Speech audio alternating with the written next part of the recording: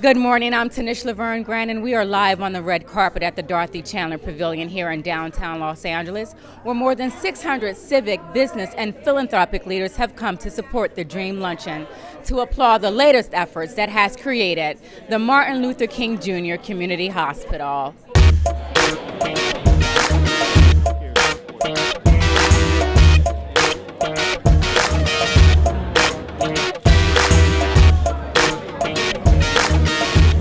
Mr. Whitaker, how are you? Congratulations on receiving your honorary award today. Okay. Talk to me a little bit about how someone can become involved with the Mr. Forrest Whitaker Peace Initiative that you have. We have a website, wpdi.org. So you can go there and you can sign on and do that. We have our offices here downtown Los Angeles. So we'll be working here. So it's not so difficult, to get a hold of us. And we haven't been using a lot of volunteers up to now. We've mostly been employees in some of the war zones and stuff in different places that we've been working.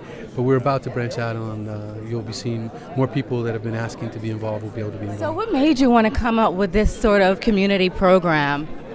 What was the inspiration for it? I read online that you had a cousin or someone that had gone off to war, and that was part of the inspiration. He had come home and he wanted to do a little bit more in terms of reaching out to make sure that young men, had some sort of touch base. So if you can expand upon that a little bit. I think there's a lot of experiences that happened when I was growing up as a kid. Okay. And certainly my cousin going to Vietnam and coming back different affected my viewpoint on war and about conflict, because it really damaged him.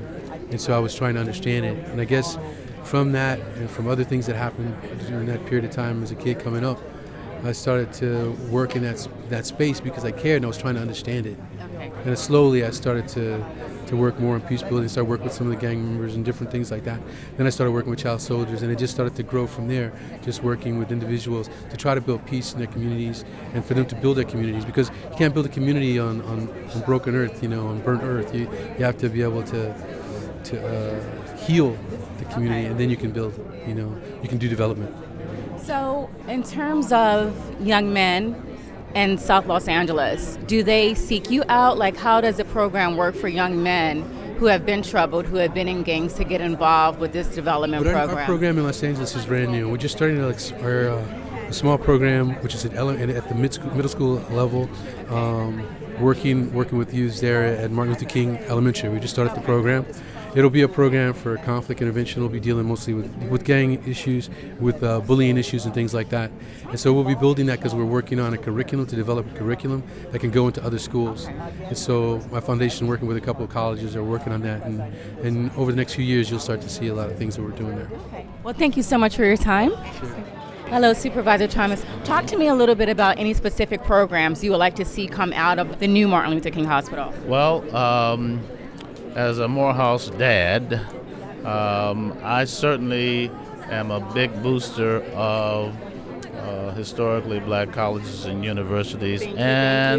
This is a context in which those who come from the medical school, for an example, can practice their craft. Okay.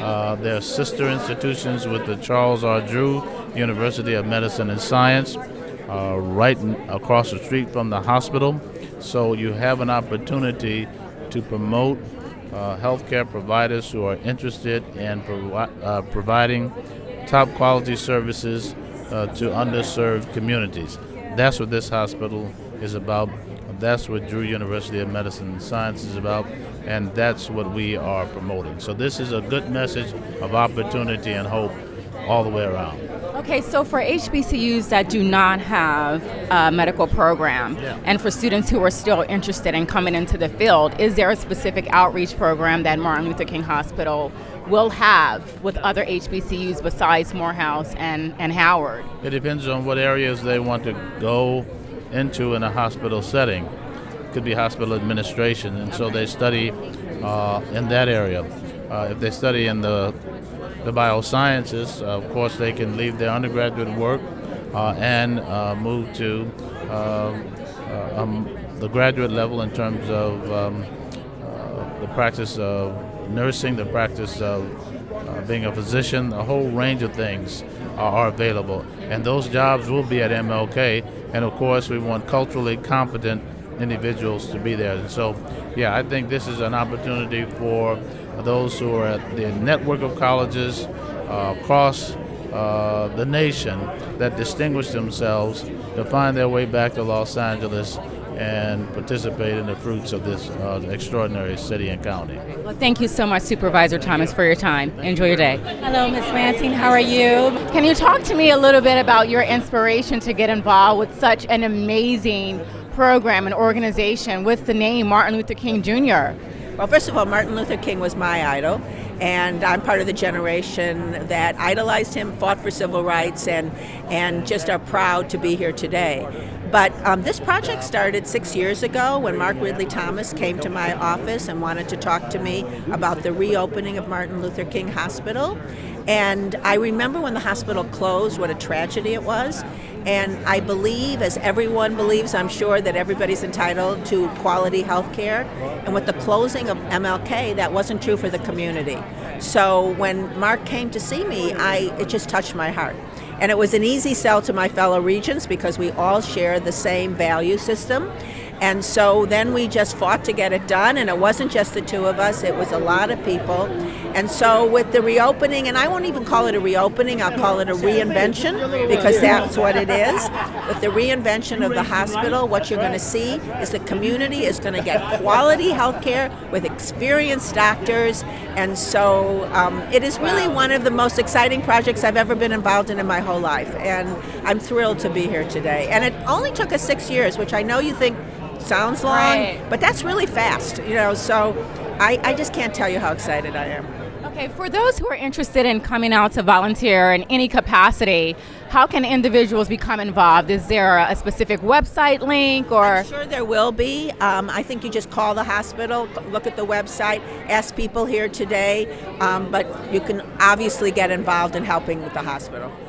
Thank you so much, Ms. Lansing. Hi, Areva Martin. How are you? I'm doing fantastic. Talk to me a little bit about what brought you out here today. I am such a supporter of the work that's being done in Martin Luther King Hospital. As a children's rights advocate and an autism advocate, to see a facility like this, the caliber of this facility in South Los Angeles, it's a game changer. So I couldn't be more excited. This is my second year coming out to support the luncheon and support the work that's being done at the hospital. Are there any specific programs that you would like to see come out of this hospital? I want to see a focus on kids. We know if our kids are healthy, we can keep them in school, we can get them graduating, we can get them off to college, they can have incredible careers. So what I'm excited about is not just the hospital. Everybody was kind of weirded out when the hospital closed, but now we have this health campus. So this isn't just a hospital, this is a health and wellness campus with all kinds of programs and all kinds of opportunities for people to really improve the qualities of their life.